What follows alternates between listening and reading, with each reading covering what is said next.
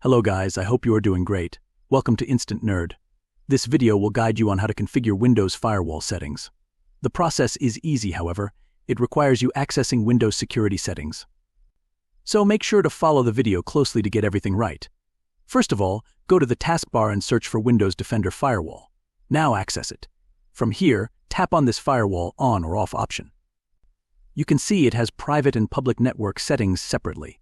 Just select the Turn Off Windows Defender Firewall option, like this. You can do the same for public network settings as well. Some apps may require you to configure Windows firewall settings. However, accessing internet on PC is not safe without firewall. After configuring settings, click on OK. You can also allow apps through Windows Firewall. Access this option here and select the apps from the list.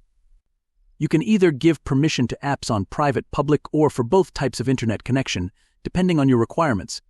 And that's it. This is how to configure Windows firewall settings. I hope this video was helpful for you.